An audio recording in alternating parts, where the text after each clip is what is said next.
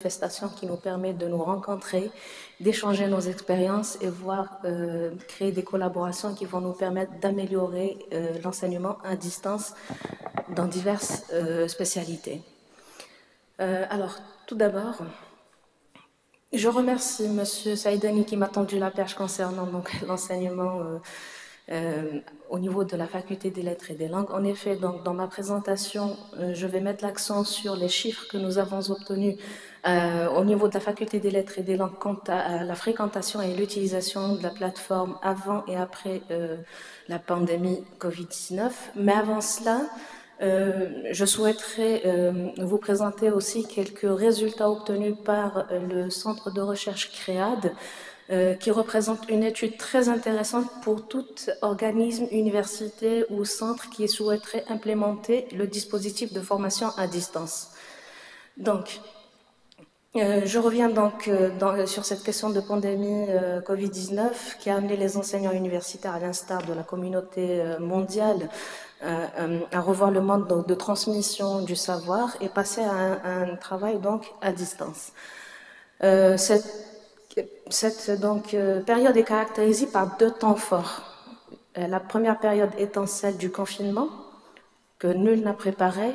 Donc tout le monde s'est retrouvé chez soi. Donc, voilà, il fallait réagir avec des initiatives. Ensuite, le deuxième temps fort qui a marqué cette période pandémique, c'est la sortie du confinement et aller vers des enseignements à distance beaucoup plus réfléchis. Donc, le ministère de l'Enseignement supérieur et de la Recherche scientifique a émis des directives dans un premier temps pour répondre à ce besoin qui s'impose, le confinement, mais également des prises d'initiative ou des cycles de formation pour les enseignants universitaires. Et c'est ainsi donc qu'une problématique s'est posée à nous. Donc, quels ont été donc les enjeux et les défis et les succès et les limites rencontrés par l'Université de Béjaïa dans l'implémentation des technologies de l'information et de communication pour l'éducation pendant la crise sanitaire Covid-19 et quelles leçons peut-on en tirer de cette expérience pour l'avenir de l'enseignement supérieur? Je vous avoue que dans mon expérience professionnelle, ce que j'ai vécu avant et après Covid, ce n'est pas du tout la même chose. Avant Covid, c'était beaucoup plus des enseignements qui visaient ma recherche scientifique en particulier. Donc, j'ai mené une thèse de doctorat dont l'objectif était d'amener des étudiants à travailler exclusivement à distance pour la rédaction de nouvelles littéraires. Mais après, pendant la période Covid, les besoins étaient différents. Donc, on est toujours sur la même plateforme, on est toujours sur les mêmes outils, mais la situation était différente. Bon. Nous allons pour notre présentation suivre le plan suivant, donc deux points principaux, à savoir l'étude réalisée par le CREAD ainsi que le cas de l'université. Concernant donc le Centre de recherche économie appliquée pour le développement, a mené donc une étude pendant la période du confinement, donc en mars 2020. Une enquête nationale visant donc à vérifier les réactions des enseignants universitaires quant à l'adaptation et la transition vers un enseignement à distance.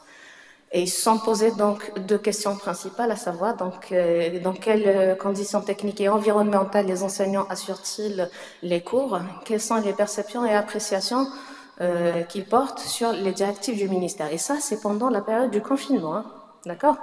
Ensuite, l'article ou l'étude a livré un premier débat, n'est-ce pas, concernant cette expérience particulière pour identifier les limites et les conditions d'amélioration d'un enseignement à distance. Alors, cette enquête donc a été menée durant la période du confinement Covid. Elle a été lancée au niveau de tous les établissements universitaires algériens, donc c'est une enquête nationale. Qui a permis de rassembler plus de 2000 enseignants qui ont répondu à ce questionnaire. Et j'imagine que parmi nous, il y a des enseignants qui ont répondu à ce questionnaire. Et tous les grades confondus et toutes les matières et les spécialités. Et le questionnaire comporte certaines questions dont je ne voulais pas trop m'attarder. L'idée, ça serait peut-être de consulter l'article et de reprendre le questionnaire, car il est intéressant pour envisager le projet d'implémentation de dispositifs de formation à distance. Les résultats obtenus, donc nous les avons pris sous forme de points. Donc, les conditions techniques et environnementales donc, du travail des enseignants sont plutôt acceptables, pardon. C'est-à-dire que les enseignants ont des outils technologiques chez eux, ordinateurs, téléphones, connexion à Internet, etc. La qualité, par contre, de la connexion, selon le questionnaire posé, donc la connexion est plus ou moins médiocre, limitée, concernant donc les gens qui ont répondu aux questions. Par contre, le résultat assure que les enseignants sont en mesure d'assurer leur mission pédagogique en ligne, même si la maîtrise des outils leur échappe par moment, et ça c'est en fonction aussi des spécialités, hein, et c'est précisé dans l'étude. Par contre, ce qui est intéressant aussi, c'est que les enseignants questionnés sont unanimes quant à l'utilité d'un enseignement à distance. Ils sont unanimes. Par contre, ils sont quand même 50% à douter de la faisabilité, à être sceptiques quant à la faisabilité de la faisabilité d'un enseignement à distance. Donc, ils sont quand même plus de 50%, c'est important comme chiffre. L'utilisation des réseaux sociaux pour la diffusion des contenus pédagogiques est également un aspect qui a été relevé dans l'enquête. Et enfin, les difficultés signalées par les chercheurs résident dans le manque de contact entre enseignants et apprenants. Je vous rappelle encore une fois que c'était pendant la période du confinement. Le contact a été très difficile entre étudiants et enseignants. Maintenant, revenons à l'université de Béjaïa. Il faut savoir une chose, c'est que 2 formations ont été organisées, voire même 3, mais je suis impliquée dans 2 formations. La première a été organisée par la Faculté des Lettres et des Langues et ça a été tout de suite après le retour du confinement, c'est-à-dire le 5 janvier 2021. La Faculté des Lettres et des Langues donc, a pris l'initiative d'organiser une formation au profit des enseignants des 4 départements, français, anglais, arabe et tamazight, et c'était avant la création du département interprétariat. J'ai eu droit donc à 77 enseignants des 4 départements qui ont participé à la formation. Malheureusement, on ne pouvait pas faire mieux. La formation n'a duré qu'une seule journée. Et voilà, donc j'ai été la formatrice donc, des collègues. L'autre cycle de formation concerne celui des directives donc, du ministère de l'Enseignement supérieur et de la Recherche scientifique. Celle-ci s'est déroulée sur 2 sessions, 4 décembre au 22 décembre 2022, 12 février et 14 mars 2023.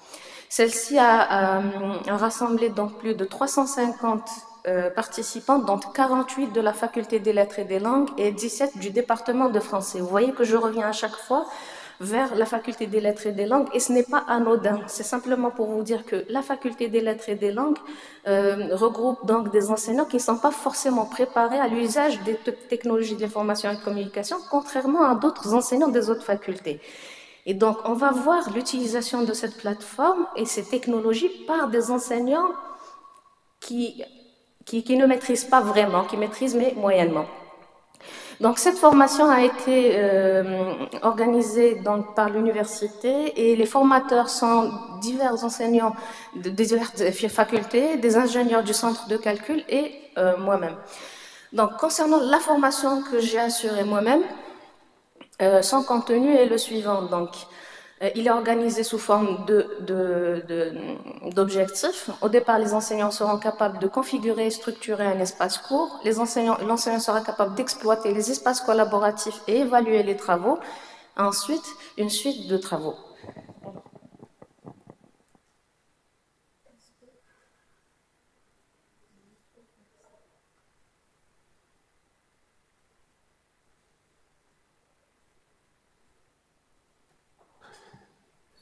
Madame, encore 4 ou 5 minutes.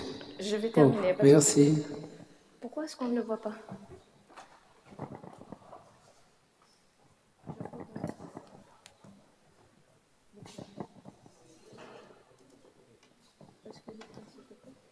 Donc, j'aimerais vous présenter la disposition du cours en ligne qui a été dispensé aux enseignants durant la formation à la prise en main de la plateforme Moodle par les enseignants de la Faculté des Lettres et des Langues. C'est possible? Si c'est pas possible, on passe.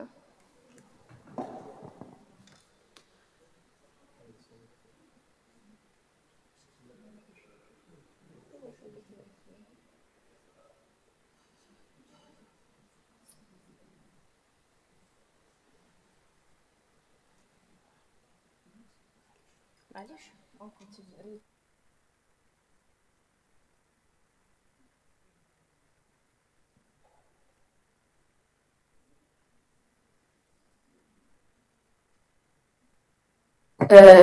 Pardon. Donc l'originalité de ce contenu, je suis prête à le partager avec les collègues qui sont intéressés un peu plus tard. Je partagerai avec vous le contenu par mail, comme vous voulez. Donc la particularité de ce dispositif, c'est qu'il inclut des capsules vidéo qui permettent aux enseignants de pouvoir naviguer à l'intérieur de la plateforme tout en étant accompagnés. C'est-à-dire que sur ma vidéo, je montre à l'enseignant comment aller d'un chapitre à un autre, d'une étape à une autre, tout en montrant sur quelle touche cliquer sur le clavier, quelle touche cliquer sur la souris, etc.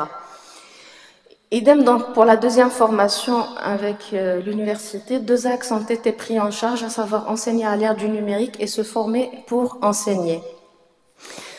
Donc les ressources et activités recensées depuis les cycles de formation. Je me contente uniquement de vous donner les chiffres concernant la faculté des lettres et des langues, à savoir, donc avant la période Covid, le département de français, à titre d'exemple, comptait 108 cours en ligne.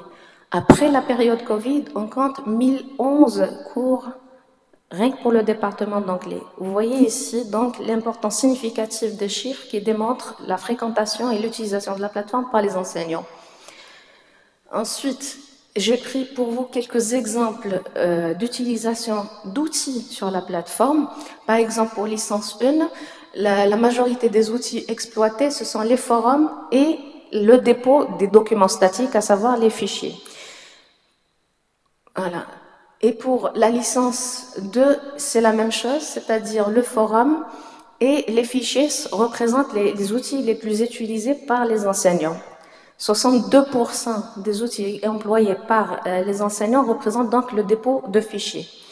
Idem pour la licence 3, donc 19% de forums et de fichiers sont les outils les plus exploités. En Master 1, on a les devoirs, les forums et les fichiers. Enfin, en Master 2, pareil, donc devoirs, dossiers, glossaire, plutôt, forum et fichier. Donc, qu'est-ce qu'on peut comprendre à travers les chiffres que nous avons obtenus? Simplement que les fichiers, les outils employés sur la plateforme par les enseignants de la faculté des lettres et des langues sont en majorité les devoirs, les forums, les chats, les fichiers, dossiers, étiquettes et tests. Les fichiers PDF et Word représentent donc les ressources statiques les plus employées par les enseignants. Le souci donc de maintenir la communication avec les étudiants par le nombre d'outils de communication se traduit par le nombre d'outils de communication synchrone et asynchrone utilisés par les enseignants. Les enseignants veulent garder contact avec leurs étudiants et à cet effet, ils créent des outils de communication, chat ou forum, pour garder la communication. Le recours aux dossiers et étiquettes donc traduit ici le souci de l'enseignant de structurer son cours. Donc, il ne s'agit plus de déposer uniquement le fichier, mais savoir s'orienter dans le cours. Et enfin, bien que timide, n'est-ce pas, les chiffres que nous avons rencontrés donc, sont très encourageants et voilà, donc nous pouvons continuer sur cette lancée et avec le temps, on aura certainement de meilleurs résultats. Donc, à la lumière des diverses des formations dispensées, et notre expérience, il nous paraît nécessaire donc de prendre en considération quelques propositions comme suit. Donc, multiplier les sessions de formation des enseignants incluant un chapitre scénarisation de cours, parce que c'est bien beau de former l'enseignant à maîtriser l'outil, mais ce qui manque, c'est comment scénariser son cours, les objectifs, les étapes, etc. L'accompagnement des enseignants par des formations maîtrisant l'environnement du e-learning, adaptation des formations des enseignants en fonction de la spécialité de ceux-ci, parce que vous savez, lorsque vous avez un informaticien qui explique à un littéraire comment fonctionne la plateforme, très souvent, il noie l'enseignant dans un vocabulaire technique et l'enseignant prend peur. C'est là qu'on rencontre finalement la résistance à la technologie. Impliquer les enseignants dans les diverses manifestations visant à simplifier au mieux le recours à la plateforme, journée d'études ou journée de sensibilisation. Vu donc la qualité de la connexion à Internet, nous recommandons le recours aux capsules vidéo plutôt que les visioconférences, parce que l'étudiant ne peut pas suivre tant qu'il a une mauvaise connexion. Idem pour l'enseignant. Par contre, la capsule vidéo, plus elle est petite, mieux on peut la télécharger et la regarder en entier. Et enfin, l'université de Bédiaya, comme exemple, dispose donc de studios d'enregistrement pour les capsules vidéo, mais dans le cas où ça ne suffit pas, nous recommandons le recours à des studios d'enregistrement privés qui pourraient accompagner les enseignants à la réalisation de leurs capsules vidéo. Enfin, voilà, la période du Covid représente donc pour l'université de Bédiaya un défi dont l'enjeu principal est le maintien de la progression pédagogique. Donc, pendant le confinement, le souci, c'était d'assurer les enseignements et ne pas faire que l'étudiant perde son année. Donc, ça a été le défi. Et ce défi, donc, ce fut une expérience qui nous a interpellés et nous a rappelé que la culture du numérique ne consiste pas uniquement à téléverser des ressources pédagogiques, mais en une ingénierie qui nécessite une scénarisation réfléchie. Le cours tel que dispensé en présentiel devrait être adapté avant sa médiatisation. Pour ce faire, l'enseignant doit adopter la technologie et ensuite l'adapter à son cours. Et enfin, plusieurs chercheurs, à l'instar de Marcel Lebrun, travaillent depuis des années à proposer des modèles de scénarisation en ligne et ou hybrides, et je recommande l'hybridation, à l'exemple donc de la démarche classe inversée qui gagnerait à être expérimentée, voire adoptée. Bon, je vous remercie, je m'arrête là. Merci. Voilà. Merci, notre cher